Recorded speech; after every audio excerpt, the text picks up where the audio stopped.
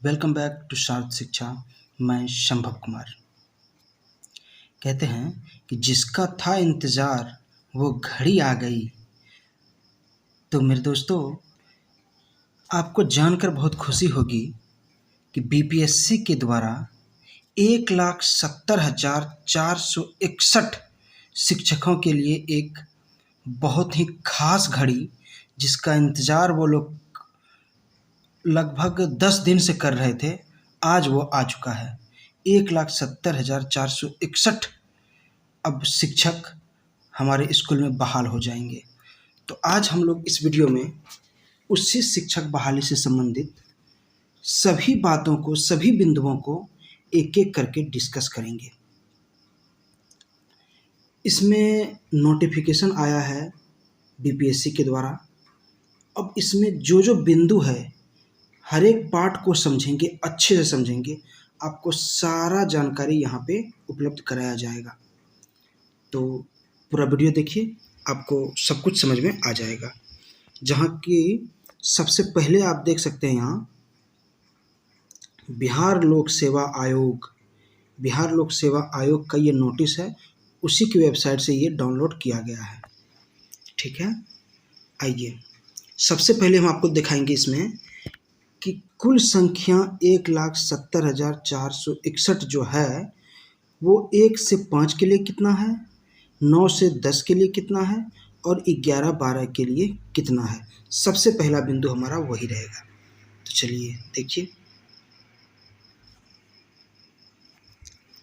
सबसे पहले 1 से 5 के लिए तो देख सकते हैं, 1 से 5 के लिए कुल 79,943 79,943 ये हो गया हमारा 1 से 5 के लिए कुल शिक्षक।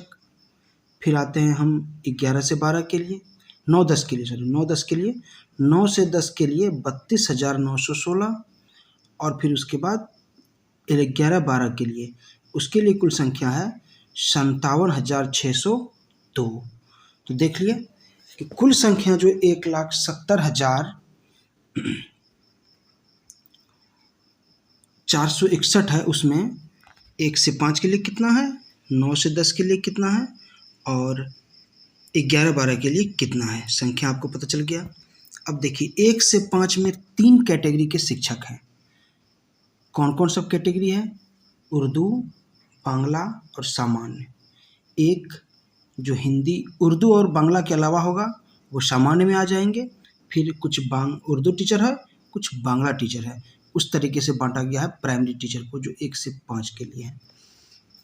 ठीक है, अब हम बात करेंगे इसमें कि जो 1 से 5 का शिक्षक है, जो 9 से 10 का है और 11 से 12 है, उनको सैलरी क्या मिलेगा, उनका बेसिक पे क्या यहाँ पे दिया गया है। तो आप देखिए, आपको हम एक एक करके सारा दिखाएंगे। सबसे पहले ये देखिए, 1 से 5 के लिए इनका मूल वेतन यहाँ स्पष्ट रूप से दिया गया है 25,000। उनका मूल वेतन होगा 25,000।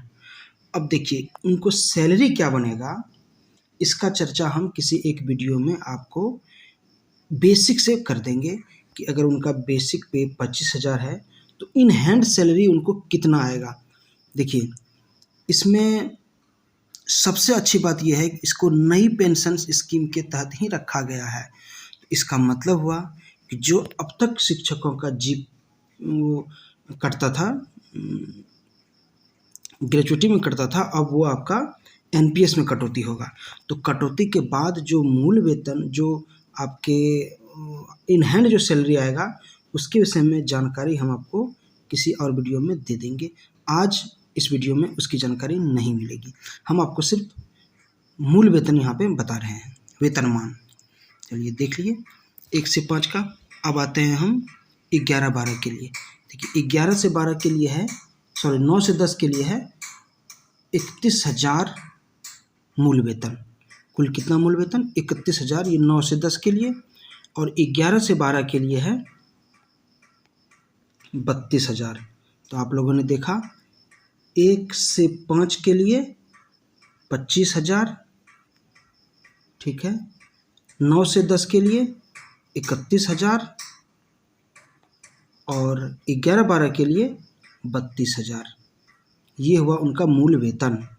अब इससे कितना इन हैंड सैलरी बनेगा, इसकी जानकारी हम आपको अगले वीडियो में देंगे। ठीक है, अब आते हैं अगले बिंदु पर इसी नोटिफिकेशन का कि अर्हता क्या है, आखिर कौन लोग इस फॉर्म को भर सकते हैं, उसके लिए क्या रूल रेगुलेशन बनाया गया है।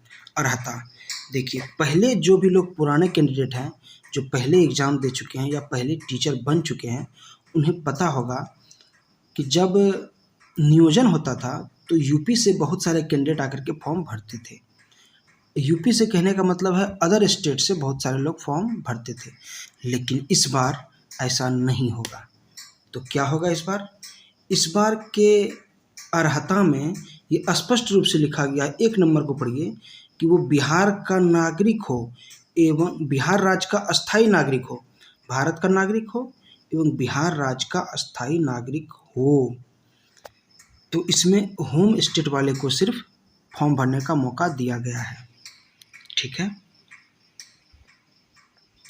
तो ये हो गया 1 से 5 के लिए। अब सीटेट पास होना चाहिए, फिर डीएलएड या बीएड पास होना चाहिए। इन सब के विषय में जानकारी आप लोगों को होगा पहले से ही, हम ये मानकर चलते हैं। ठीक है, अब आते हैं 9 से 10 के लिए। वहाँ भी यही है, बिहार का बिंदु होना चाहिए, इस तरह से आपका आएगा। ठीक है, 1 से 5 के लिए सीटेट है, 9 से 10 के लिए एसटीईटी है का पेपर 1, और 11th-12th के लिए एसटीईटी पेपर 2। यहाँ पे स्पष्ट रूप से बता देंगे कि 9th और 10th के लिए याद होगा, जो 2019 में एग्ज़ाम लिया गया था उसमें 9th और 10th के लिए एसटीटी पेपर 1 ये क्वालिफाई आपको करना होगा, और 11th-12th के लिए एसटीटी का पेपर 2, एसटीटी का पेपर 2 आपको 9th-12th के लिए 11th-12th के लिए पास करना होगा। सिर्फ इतना ही अंतर है, 1 से 5 के लिए सीटेट, 9th-10th के लिए एसटीटी पेपर 1 और 11th-12th के लिए एसटीटी पेपर 2। ये है आपका अर्हता। हाँ, और एक चीज़ कि कंप्यूटर के जो टीचर बनेंगे उससे बीएड पास, उनको बीएड पास करने का ज़रूरत नहीं है, वो बीएड पास नहीं भी है तो भी वो इस फॉर्म को भर सकते हैं। ठीक है, अब देखिए, प्रेस कॉन्फ्रेंस किया गया था चेयरमैन साहब के द्वारा, उस वक्त बता दिया गया था कि एपियरिंग को मौका मिलेगा। तो अब कैसे एपियरिंग को मौका मिलेगा, किस तरीके का एपियरिंग को मौका मिलेगा, इसके विषय में भी स्पष्ट रूप से यहाँ चर्चा किया गया है। एपियरिंग के लिए क्या सीन है, यहाँ पर देखिए स्पष्ट रूप से लिखा गया है कि जो लोग अर्हता, इसका मुख्य अर्हता क्या था कि एक या तो सीटेट एसटीटी पास होना चाहिए, और 11th-12th जो 12th के पास है वो 12th, या जो ग्रेजुएशन लेवल पे है वो ग्रेजुएशन, जो पीजी लेवल पे वो पीजी पास आउट होना चाहिए, या डीएलएड और बीएड पास होना चाहिए। ये इसके लिए ही दिया गया है एक कट ऑफ डेट 31/8/2023। क्या मतलब है इसका? इसका मतलब हुआ कि जो कैंडिडेट एपियर हैं, अभी अभी उसका डीएलएड नहीं हुआ है, उनका एग्ज़ाम 31/8/2023 तक, एग्ज़ाम 31/8/2023 तक हो जाना चाहिए। एग्ज़ाम हो जाना चाहिए, उसका रिजल्ट उसके बाद भी आएगा, इससे कोई फ़र्क नहीं पड़ता है। तो ऐसे कैंडिडेट के लिए भी ये बहुत ही अच्छी खबर है जिनका एग्ज़ाम इस 1-2 महीने के अंदर में होने वाला है। अगर आपका एग्ज़ाम 31 अगस्त से पहले हो जाता है फाइनल एग्ज़ाम, तो आप इस फॉर्म को भर सकते हैं। ठीक है, ये समझ में आ गया होगा एपियरिंग का क्या है। और एज कैलकुलेशन, जहाँ तक बात है, एज का कैलकुलेशन किया गया है 1 तारीख के डेट से 1 अगस्त 2023, जो मैक्सिमम इनका एज होता है 37 ईयर। आप लोगों को पता होगा 37 ईयर होता है इनका मैक्सिमम एज। ये कैलकुलेशन किया जाएगा 1/8/2023 के आधार पर। अगर किसी कैंडिडेट का उम्र जुलाई महीने में 37 साल पूरा रहा है उसको कोई दिक्कत नहीं है, वो फॉर्म भर सकते हैं। ठीक है, उससे पहले 37 साल पूरा होना चाहिए। चलिए अब आते हैं चयन का प्रक्रिया। किस प्रकार से चयन का प्रक्रिया क्या क्या होगा। तो देखिए यहाँ भी एक बहुत ही ज़्यादा अच्छा न्यूज बन करके आया है कि पहले जो रूल था कि भाषा के लिए, आप लोगों को नोटिफिकेशन पहले भी हमारा पुराना वीडियो में भी देखे होंगे कि भाषा के लिए 100 नंबर का पेपर दिया गया था, 2 घंटे का पेपर था, 25 और 75 करके 2 पार्ट था क्वेश्चन का, और उसमें 30 नंबर आपको लाना था। टोटल मिलाकर 30 मार्क्स उसमें लाना था आपको, ये चीज़ बता दिया गया था। अब समान अध्ययन का जो पेपर था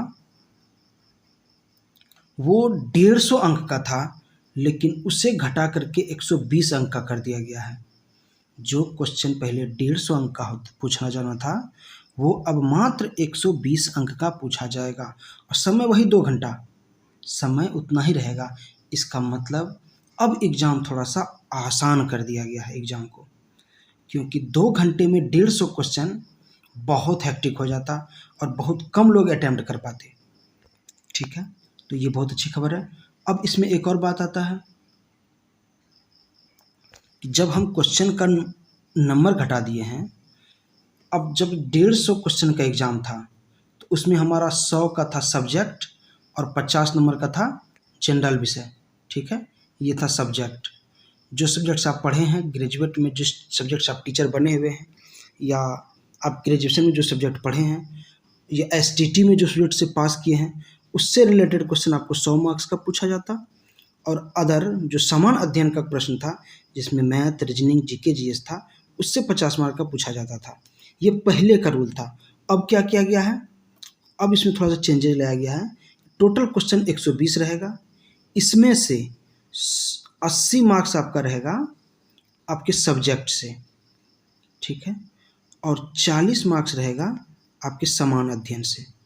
ठीक है, जनरल स्टडी से। इसमें मैथ, रीजनिंग, जीके, जीएस और हिस्ट्री सब कुछ रहेगा इसी से, 40 नंबर से, पर्यावरण भी, और 80 नंबर आपका सब्जेक्ट का होगा। तो थोड़ा सा चेंज आया है, लेकिन बहुत बड़ा चेंज आया है। ठीक है, अब लोगों को एक और कन्फ्यूजन है कि आवेदन, हम कितना आवेदन भर सकते हैं। कुछ लोग एसटीटी भी पास हैं, कुछ लोग सीटेट भी पास हैं। अब उन्हें लगता है कि हम क्या सिर्फ सीटेट के लिए फॉर्म भर सकते हैं, या सिर्फ एसटीटी के लिए फॉर्म भर सकते हैं, या दोनों के लिए फॉर्म भर सकते हैं। ये एक बहुत बड़ा सवाल है। तो इसके लिए स्पष्ट रूप से कहा गया है कि यहाँ पे दोनों फॉर्म, आप जितना फॉर्म चाहे भरना, सारा भर सकते हैं। इसमें कोई रोक टोक नहीं है। आप जितना फॉर्म भरना चाहें सारा फॉर्म आप भर सकते हैं। ठीक है, हाँ, एक और चीज़ आपको इसमें स्पष्ट रूप से बताना चाहेंगे कि इसमें एक जिला चयन के विषय में बताया गया है। ठीक है, इसमें जिला चयन के विषय में एक निर्देश प्राप्त हुआ है। अभ्यर्थी को आवेदन करने के समय 3 जिला अधिमानतः अवरोही क्रम में देना होगा। फॉर्म भरने के समय में आपसे 3 जिले का ऑप्शन मांगा जाएगा। आप उसको ऑप्शन में भर देंगे तो आपको उसी 3 जिला में नौकरी करने के लिए दिया जाएगा, आपके मार्क्स के आधार पर, अंग्रेजी अल्फ़ाबेट के अनुसार से। ठीक है, जिस जिला में आपको पड़ेगा आपको उस जिला में जॉब करना होगा, लेकिन वो 3 ऑप्शन मांगा जाएगा। ये भी एक अच्छी बात है, क्योंकि राजकर्मी आपको बनाया जा रहा है। आपको किसी भी जिला में भेजा जा सकता था, लेकिन यहाँ पे आपसे ऑप्शन मांगा जा रहा है कि आप कोई भी 3 जिले का ऑप्शन दे दीजिए और आपको उसी 3 जिले में जॉब करने के लिए दिया जाएगा। ये भी एक अच्छी न्यूज़ है। हर एक बिंदु को हम आपको स्पष्ट रूप से बताएंगे। ठीक है, अब आते हैं कितने बार आप एग्ज़ाम इसको दे सकते हैं। देखिए यहाँ भी एक चीज़ लिखा गया है अन्य निर्देश में कि कोई भी अभ्यर्थी इस नियमावली के अंतर्गत अधिकतम 3 बार परीक्षा में भाग ले सकेगा। इस एग्ज़ाम को आप अधिकतम 3 बार ही भाग ले सकते हैं, ये बात भी इसमें कहा गया है। ऐसा पहले ये पता था कि जो लोग टीचर हैं वो सिर्फ इसको 3 बार भाग देंगे, लेकिन यहाँ कुछ और ही लिखा है कि हर कोई मात्र 3 ही बार इस फॉर्म को भर सकते हैं। चलिए ठीक है, ये भी समझ गए।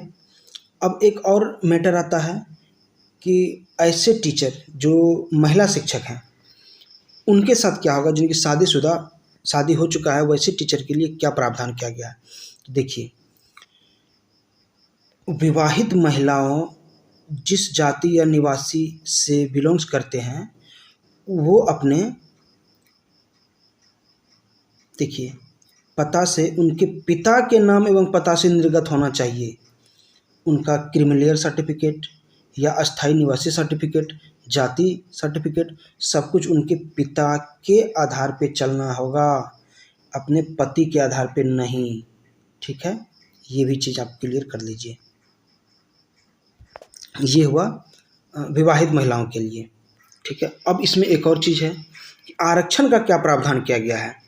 आरक्षण से मतलब है जैसे पंचायत शिक्षक को 50% आरक्षण दिया जाता था, क्या यहाँ भी पंचायत शिक्षक की तरह 50% का आरक्षण दिया जाएगा, या बिहार सरकार जैसे अन्य एग्जाम में महिलाओं को 35% का आरक्षण देती है, अन्य एग्जाम में 35% का आरक्षण देती है, तो क्या ये लागू होगा या 50% लागू होगा, दोनों में से कौन सा।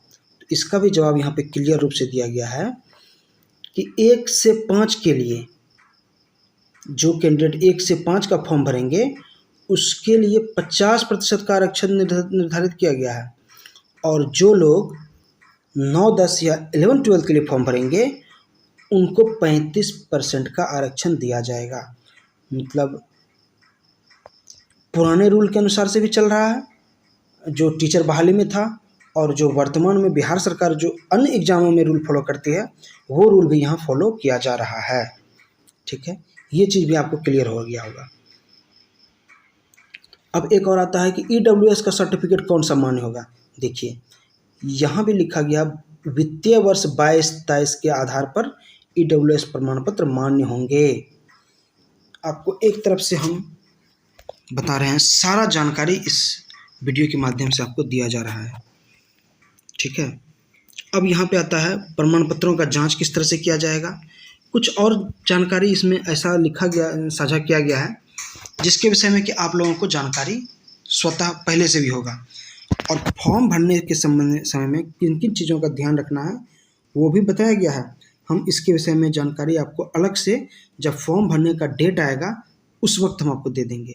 अब यहाँ पे एक सवाल आता है कि फॉर्म भरने का डेट कब आएगा, तो उसके लिए भी जानकारी दिया गया है कि फॉर्म भरने का तिथि देखिए यहाँ स्पष्ट रूप से 15/6/2023 से 12/7/2023 तक, मतलब 15 जून से आपका फॉर्म भरने का डेट स्टार्ट होगा और 12 जुलाई तक ये डेट चलेगा। और एग्ज़ाम का तिथि तो आपको पता ही है, 19-20 और 26-27, ये 2 डेट आपको मेंशन किया गया था पहले ही एग्ज़ाम से रिलेटेड। तो इसी डेट में एग्ज़ाम भी होना है और 22 जुलाई तक आपका फॉर्म भरा जाएगा। तो आज की वीडियो में इतना ही। इस नोटिस में जितने भी मूल बातें थी, जिस जिस बातों पर आपका कन्फ्यूजन हो सकता था, वो सारा बात हम यहाँ पे क्लियर कर दिए हैं। उसके बावजूद भी अगर आपको किसी प्रकार का कोई प्रॉब्लम है तो आप हमारे कमेंट सेक्शन में हमसे पूछ सकते हैं। ठीक है, और एक स्पेशल सूचना हम देना चाहेंगे कि हम लोग इस शिक्षक बहाली से संबंधित एक बैच स्टार्ट करने जा रहे हैं। बहुत जल्द एक बैच हम स्टार्ट करने जा रहे हैं, लगभग इसी वीक में फर्स्ट वीक ऑफ जून में आपको बहुत जल्द मिल जाएगा आपको टीचर बहाली से संबंधित सब्जेक्ट। हर सब्जेक्ट का यहाँ पे जानकारी दिया जाएगा, सभी सब्जेक्ट को एक स्पेशल विशेषज्ञ के द्वारा आपको पढ़ाया जाएगा। तो चैनल पे बने रहिए, जो लोग नए आए हैं चैनल को सब्सक्राइब कीजिए, और शिक्षक बनने का सपना अगर आप पूरा करना चाहते हैं आपको हमारे साथ जुड़ना ही पड़ेगा। चलिए मिलते हैं अगले वीडियो में, तब तक के लिए धन्यवाद।